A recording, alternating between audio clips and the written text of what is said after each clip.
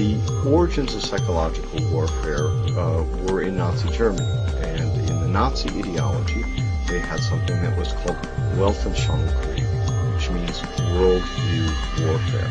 The idea for them was imposing the Nazi worldview on the countries that they had occupied. The Americans picked up this idea, created an American version of it, and called that psychological warfare.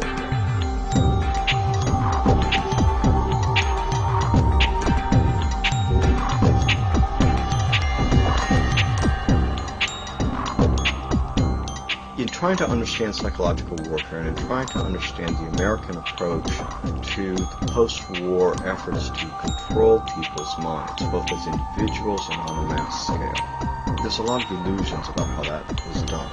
Were Nazis involved in that process? Yes, they were. Mind control was a psychological warfare weapon that Adolf Hitler regarded as the answer for taking over the entire planet.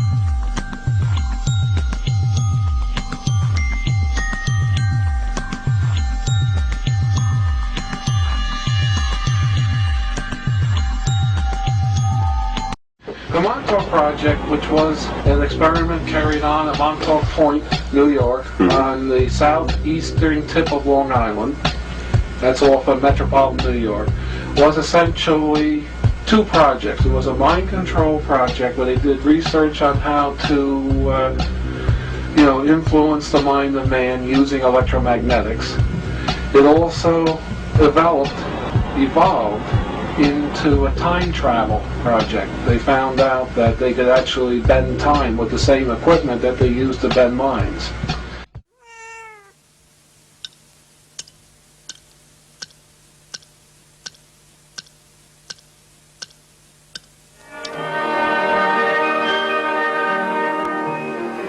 Moscow is in the midst of the last hours of summer.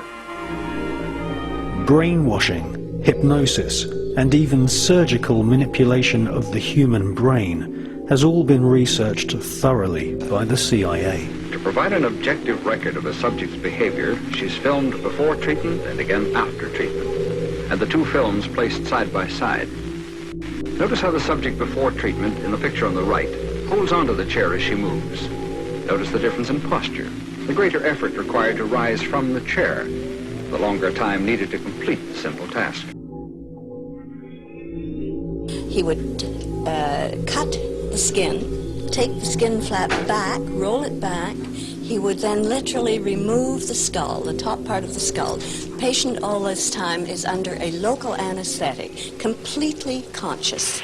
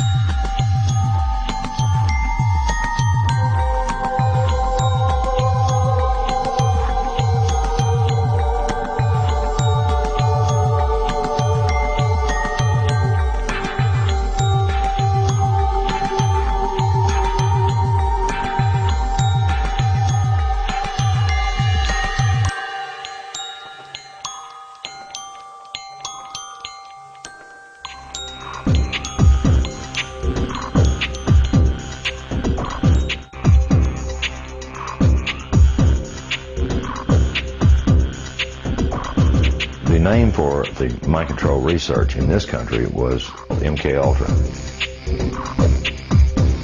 MK Ultra was one program of a series of programs that came out of the CIA to experiment with different types of mind control, using drugs, using electroshock, using insulin shock, and other techniques.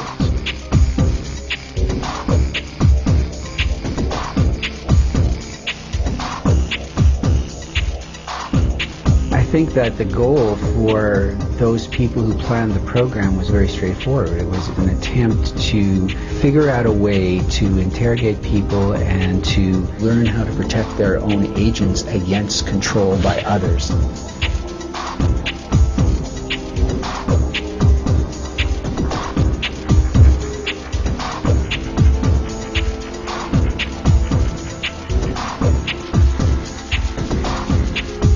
If you put someone in a position of being disabled by not feeding them or not allowing them to sleep or overwhelming them with sound, if you use massive shock treatment and you give people massive doses of drugs such as PCP or mescaline or amphetamines or LSD, and if you put them in periods of darkness where they can't predict from one minute to another what is going to happen next, so they're always dreading, there's no consistency to sort of what's going to happen, anybody can be put in a position of being open to brainwashing.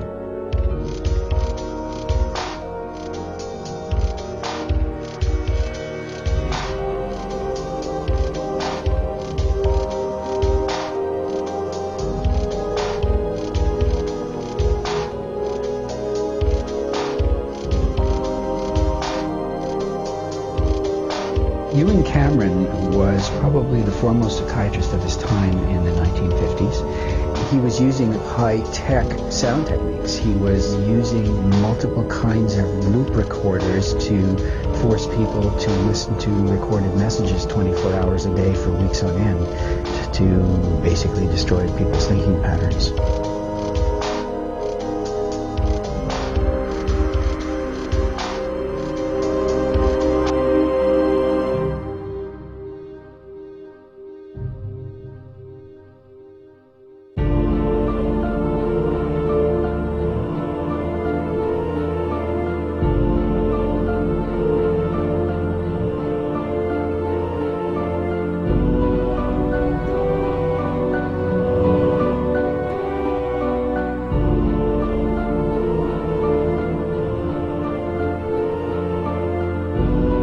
Look at the PET scans, they're different. If I try to impersonate a different persona while I'm getting PET scans, my brain will look the same. The programming is layered in, and this comes from another one of our books back there. Cisco did amazing drawings where she invited her different alters, her different personalities to work together on putting down on paper what they were seeing because they had no talk programming. And the programming that is so sophisticated, there's so much to talk to you about. I mean, how they're using implants and on and on and on. And I'd love to tell you everything that I know, but as they go in and splinter a person's mind into thousands of disassociated pieces, they have to put those pieces together in some fashion that's going to be useful to them. So then they're structuring. And as they build the structures, they like to use structures like this. Like this is an infinity type structure so that the person being programmed, they get a feeling like there's no beginning or no end to the programming. It gives them a hopeless feeling. And then when the master finally, the programmer or the handler finally has finished programming the slave, he will have a 3-ring binder, a laptop computer with pages that look like this, and if he wants to call up a particular alter, he would say like Brown Levi 2003 11A, Brown Levi 2003 11A, Brown Levi 2003 11A. That right there would be the access code to pull up a particular personality that they would want. And a lot of these personalities will not live in reality. They live in a total science fiction world. They've been dehumanized. Here's how one of Cisco's alters perceived herself. And they use Walt Disney movies for the programming. As you can see, this is from a Walt Disney movie where a doorknob it takes on life. If you showed a Walt Disney movie like this, you're creating the images for them to use hypnotically as they go in and do the behavior modification and hypnosis on that altar. And so this could be used to create a doorknob alter within a person's mind. And as they go through the dehumanizing process, have a heart. I'm not a human.